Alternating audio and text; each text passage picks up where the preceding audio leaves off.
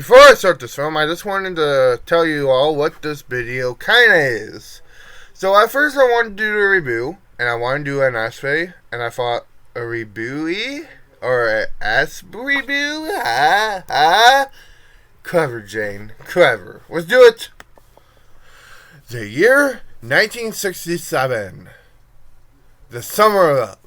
The hippie paradise. At least that's what people thought. What a lot of people don't know over at San Francisco, listening to their Jefferson airplanes and such, there was a dark underbelly of New York going on at the time.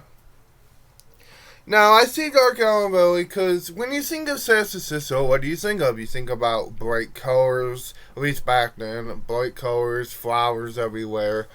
What do you think about New York at the time? And heck, even in some cases now, dirty, nasty, rats walking all over the place, people sleeping on the streets and the sidewalk, and dark underbelly of pop culture. A perfect place for a band like the Velvet Underground. So, basically, the Velvet Underground was the brainchild of Lou Reed. Who else?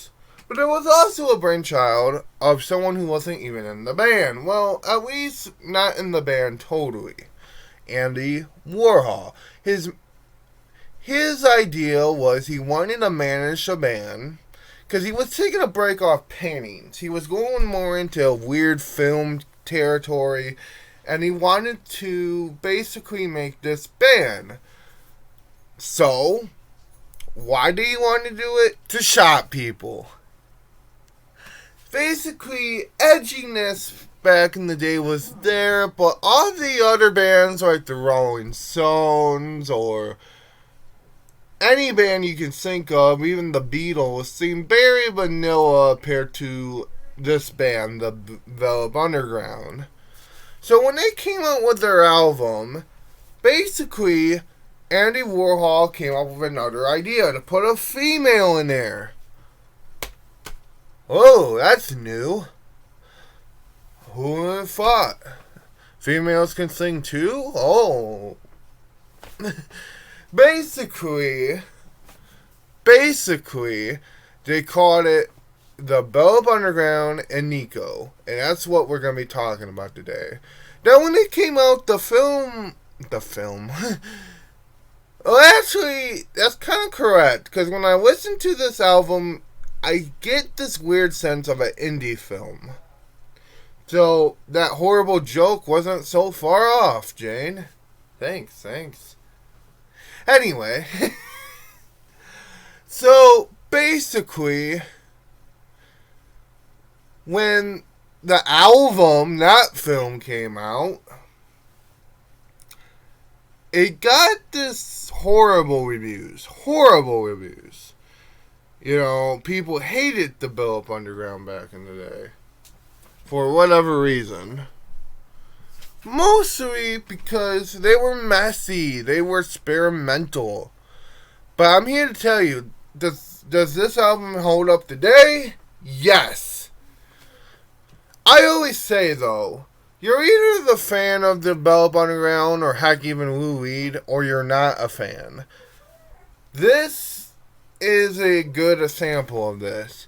My favorite song on this album, and it's really a hard choice because there's a lot of great songs on here, would have to be I'm Waiting for My Man. And the reason why I like this song the most, I think, is because how almost pumping, but at the same time how most mellow it is. Pumping but mellow. You know what I mean? But it's like really hard punching, but it's really mellow. And that's one way to explain like the Velvet Underground.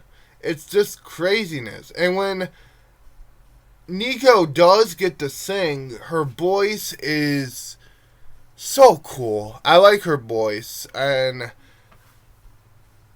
I like this band. And a lot of people don't know, actually, is after this album, Andy Warhol was kind of fired from their management, really, because something about disagreements, not getting along. But anyway, this is a really good album, people. Check it out if you can. If you want to hear a good indie film, what is not a film, check this out. That's the only way I can explain it, really. It's like an indie film, but in music form. Okay, have a good day.